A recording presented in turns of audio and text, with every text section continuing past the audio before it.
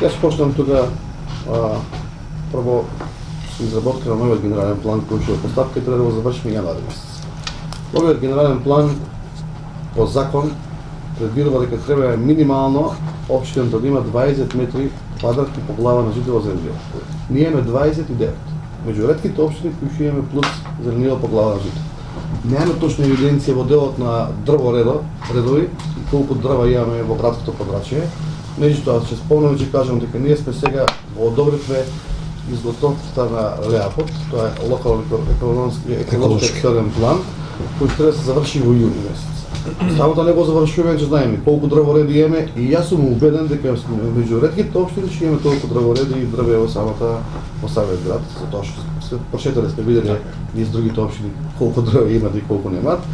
Значи во тој дел сме со чиста совест, со чист морал и да го одржуваме тоа што ги имаме, нормално да го зголемуваме. И го правиме тоа, кажав дека и претходно новата комунална програма на комуналец е подигање на плюс 30.000 метри квадратни нова зелена површина и нови дрворедови. Она што направивме 2018 година за да заштитиме во делот на екологијата или на аерозагадувањето, првично ќе спомнам дека заливме околу 12.000 багремови дрчиња во Батиша кои се исполнеа прески на Совет. Второ, дадовме 3 милиона денари како општина за субвенции на грејни тела, замена на еколошки грејни тела. Трето, дадовме субвенции од 500.000 денари за велосипеди купување со 50% парципација. Четврто, хигиената во градот и перењето на улиците и метењето на улиците го дигнавме, сега вака кажам бројки, можеби 10 пати на повисоко ниво. Предвидовме, пак ќе кажам, контейнери подземни кои ќе ги ставиме пак од еколошка гледна точка, да нема миризба, да нема одветришта, тување и тие работи. Сообраќајот неколку улици ги направивме досмерни, затоа да имаме проток подобар на самото сообраќајно решение. Со изготовката на ЛЕАПОД ќе ограничиме и ќе точно дефинираме поредномошната урбана изградба на деловни, на стамбени, на колективни домувања, така да нема да биде тоа волја на еден градоначалник или волја на еден совет, него ЛЕАПОД е тој кој што е трето лице во делот на развојот на урбанистичката програма на самиот град. Во делот на она, пак ќе го спомнам како еколошка мерка, ја би го спомнал, самиот плац кој што го направивме за да можеме земјоделската механизација и опрема да тргнеме од самото градско подрачје.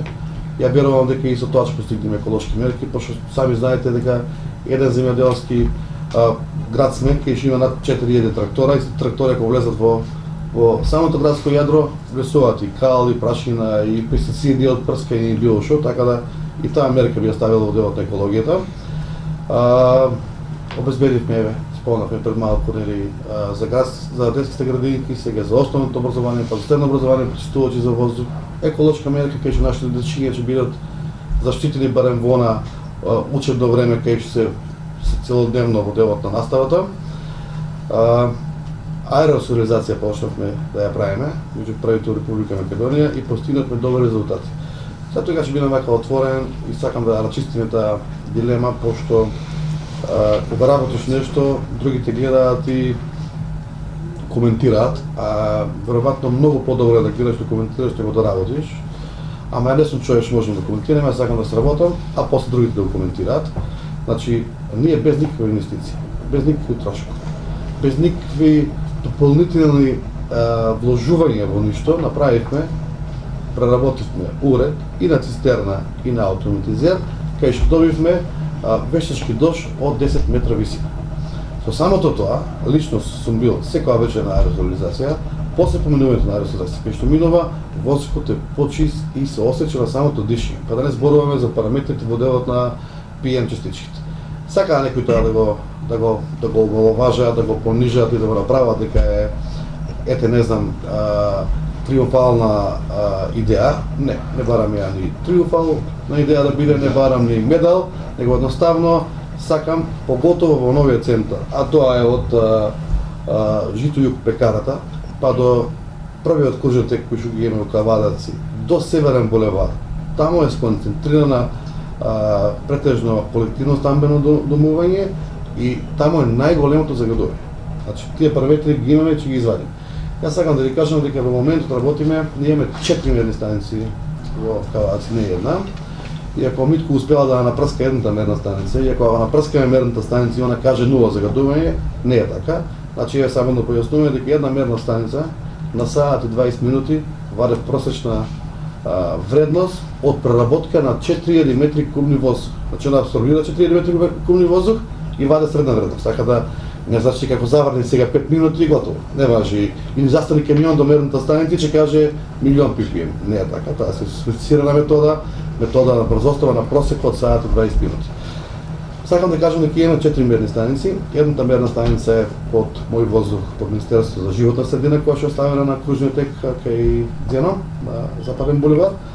Другите 3 мерни станици се едната во централното градско подрачје до хотел Балкан, третата е во Вача ставена на домот на култура на општина Вача и четвртата е ставена во Мокниште.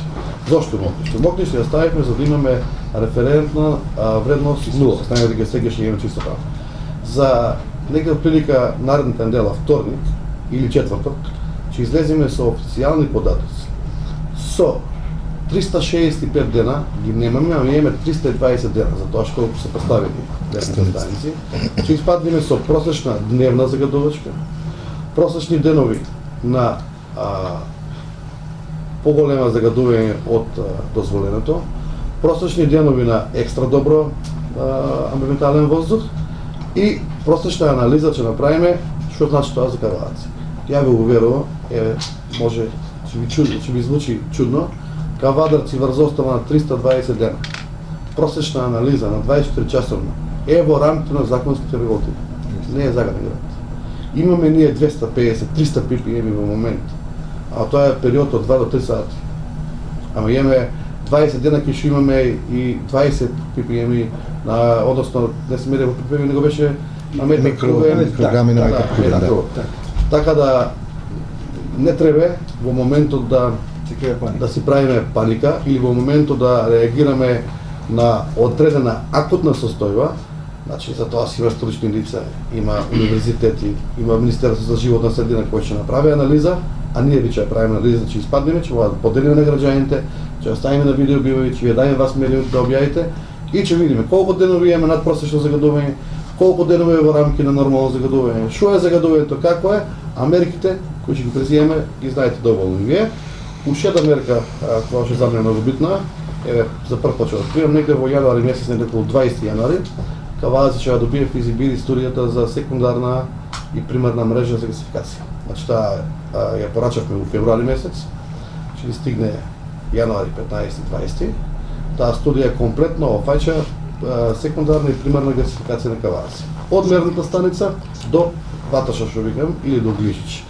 22 км линија е предвидено да се направи во делот на гасификација, така да ние сме чекор напред и пред мер, односно македонска енергетска регулатива, за да го имаме тој таа физибилити студија и основен проект за изглед. Што стигне гасот, ние можеме да почнеме веднаш со изгледот. Тоа ќе си оде на совет, ќе се го видат советниците, ќе го разгледаат, ќе видат физибилити студијата, ќе направиме јавно предпријатие за гасификација, нема да биде приватно, пак ќе биде јавно предпријатие, така да тоа ќе биде еден голем момент, поготово за новиот центар кај што е константно загадено. Еве, пошто и вие сте од Вача и живеете у Вача нема ден на пречекорување на загаденост. Ќе ти подадем податки, ќе видиш мерната станица, така да треба да се делува селективно. А не значи тоа дека ако правиме аеросолизација, да одиме сега не у Вача да правиме аеросолизација. Или да правиме на Голиот. Голиот тук е високо, си дува ветер, значи се знае кај се прави аеросолизацијата, врзоставна категорија кај што ќе се определя. Не треба цел град да го вртиш таму кај што има потреба. Сакам да спомнам и еден експеримент кој што е успешен во западните земји. Западните земји, доколку сакаш да се грееш на дрвја, е забрането грејето, затоа што има гасификација, топлификација и така натаму. Меѓутоа има семејства од повисок ранг кои што може да се дозволат да поседуваат камин во делот на нивното домување и не знам, можеби од годишнина од венчавка и роденден на син, за нив е чест и символика да го запале каминот, да купе дрва од 0,20 метри кубни за 100 евра и да ужива во таа гледка или енергија. Сите ќе имаат наместен од камин, сите имаат наместен од филтер на издувниот оџак. Такви 5 филтри пробно ќе стигнат со капацитет за колективни домувања. Ќе ги ставиме на една до две згради, околу 5 сила речевира тия, се ставаат на самиот оджак. Електростатски, при напон од 12 волти, ги фаќаат PM частичките 2,5 и 10. Скапа работа, не е ефтино, не е економски исплатливо да се меси секарен, али таму тишуеме сконцентрирано загадување. Додека стигне гасификација можеме да ги направиме и тие такви, да ги определиме кои се поголеми загадувачи, за да ги ставиме тие филтри во делот на издувните гасови од самите оджаци.